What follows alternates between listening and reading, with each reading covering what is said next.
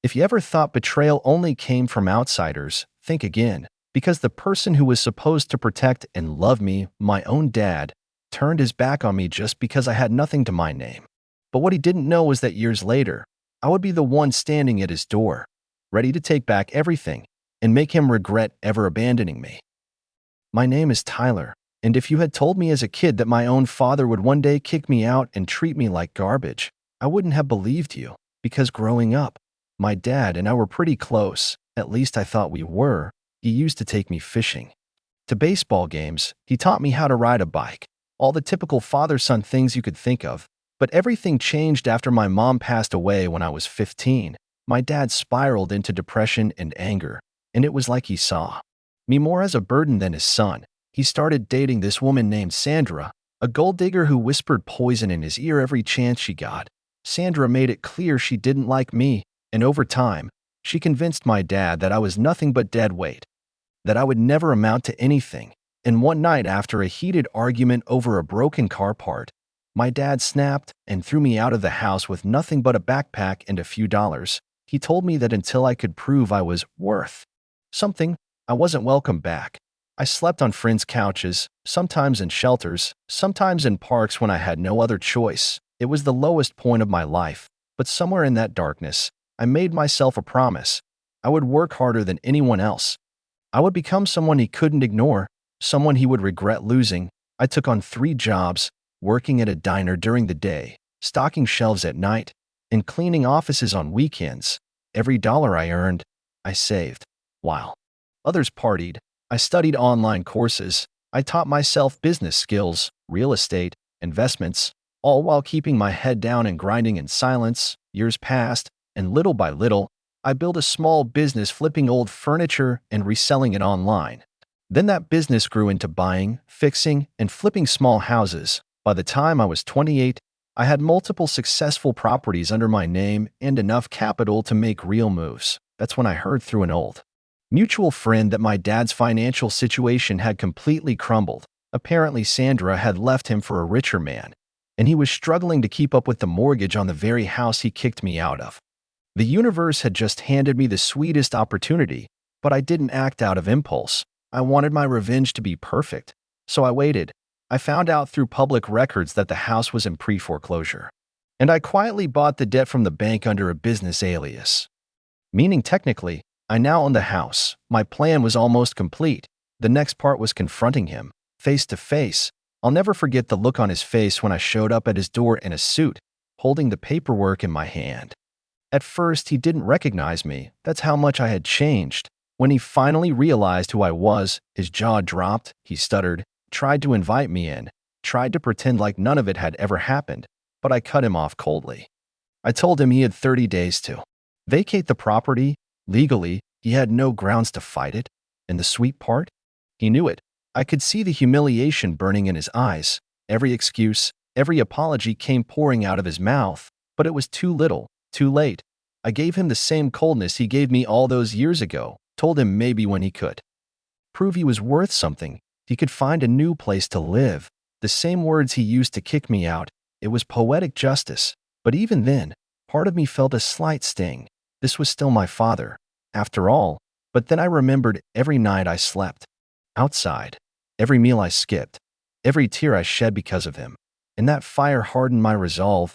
The 30 days came and went, and true to my word, I evicted him. And you know what? I turned that house into a shelter for homeless youth, kids who had been kicked out just like me. The circle completed in a way I never expected. Not only did I get my revenge, but I turned his betrayal into something good for others. And that's a satisfaction no amount of money could ever buy. After I kicked my dad out of the house, you'd think that would be the end of the story. But no, the real fireworks hadn't even started yet. Because soon after he moved out, word began to spread around town about what happened. And you have to remember, this wasn't just any neighborhood. It was a small town where gossip traveled faster than wildfire. People started whispering behind his back. Friends he once bragged to about kicking me out started avoiding him. Business owners he once looked down on stopped giving him discounts. Even the local church, where he used to volunteer for the image, didn't seem too eager to welcome him anymore. He became a pariah overnight. And to make matters worse, Sandra The woman who had originally poisoned him against me resurfaced, but not because she missed him. Oh no, she had heard about the eviction and thought he might have gotten some money out of it when she found out he was broke and homeless. She humiliated him publicly, posting nasty comments online, telling everyone how pathetic he was, and it went viral in our small circle. Meanwhile, I was thriving. My real estate business was booming. The shelter I created in his old house was receiving donations, media coverage. People were calling me a local hero, but deep down, even with all the success, I couldn't ignore the gnawing feeling that my father still didn't understand what he had done. So I decided to drive the lesson home in a way he'd never forget. I set up a charity gala to raise funds for the shelter, invited everyone in town, including old friends, business owners, and even sent a formal invitation to my dad. I knew he wouldn't dare show up, not with all the shame he was carrying. But I made sure the event was heavily publicized. I shared my full story on stage, how I was kicked out, how I clawed my way back, how I turned pain into purpose. I didn't name him directly, but everyone knew who I was talking about. The room gave me a standing ovation, while, somewhere, probably hunched over a beer in some dingy bar, my father had to listen to everyone talk about how proud they were of me, the son he discarded. But the real twist? A few days after the gala, I received a handwritten letter. The shaky handwriting made it obvious it was from him. In it, he apologized, a real apology, not the excuses and justifications he had thrown at me before. He admitted he had let Sandra's words poison his mind, that he was weak, that he regretted every second of it. He said he was proud of me, but that he knew he didn't deserve a place in my life anymore. Reading that letter stirred something inside me. Part of me wanted to burn it, to throw it away and never look back. But another part, the part that remembered the good times before everything went wrong, hesitated. I decided not to reply. Not yet. Forgiveness is a powerful thing, but it has to be earned, not demanded. And my journey wasn't about pleasing him anymore. It was about building the life I deserved. Months passed, and I heard through mutual friends that he was working odd jobs, living in a small, run-down apartment outside of town. No Sandra, no fake friends. Just him and his regret.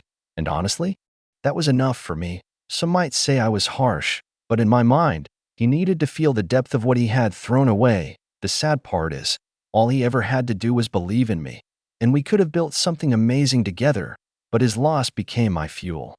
And today, every time I walk into one of my new properties, every time I see a smile on a kid's face at the shelter, every time I hand over a house key to someone who never thought they'd have a home, I remember the boy who once slept on park benches and swore to himself that he would rise no matter what, and I smile, because revenge is sweet, but success is the ultimate victory. Months had turned into a year since the night of the charity gala and the letter from my father. Life had been moving forward at a dizzying pace. My businesses expanded beyond real estate into consulting and investments. My name began to carry weight beyond our small town.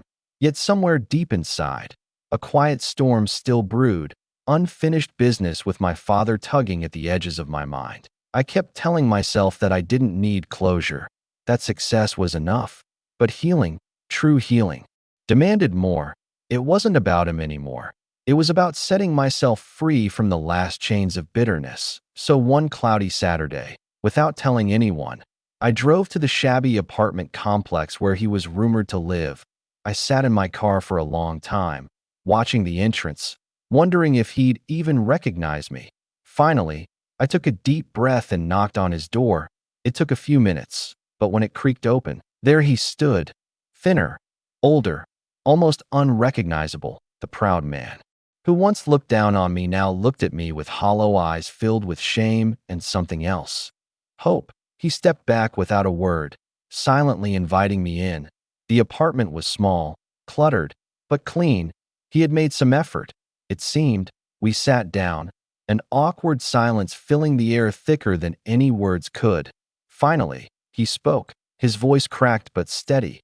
He apologized again, not just for kicking me out, but for never believing in me, for choosing greed and pride over love. He told me he had been following my journey from afar, seeing every article, every new project, and crying himself to sleep more nights than he cared to admit.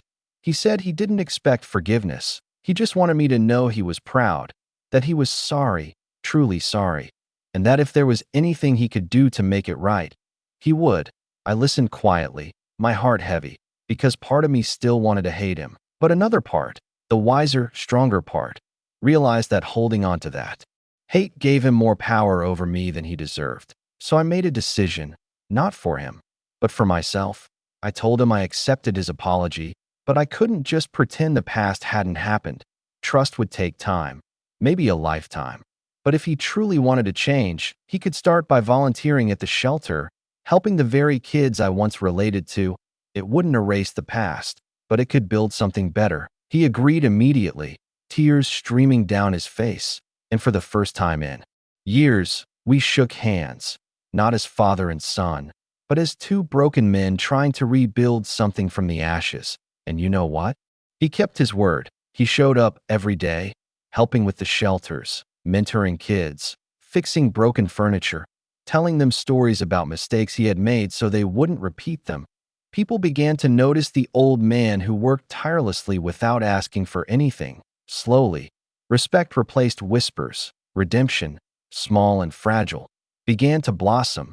Years later, when he got sick, it was me who sat by his bedside, holding his frail hand, not out of obligation, but out of a hard one. Compassion. When he passed, the shelter dedicated a wing in his name, a quiet testament to a life that found meaning again in the twilight years. And as I stood there at the dedication ceremony, surrounded by the very people whose lives had been touched by both our stories, I realized something powerful. Revenge had given me satisfaction, but forgiveness had given me peace. And in the end, it wasn't about kicking him out or taking back power. It was about breaking the cycle of pain and choosing to be better, not bitter. I had become the man he could have been, and I was proud, not just of what I had built, but of the man I had become through the fire, stronger, wiser, and finally, truly free. Because real success isn't just about proving them wrong. It's about proving yourself right.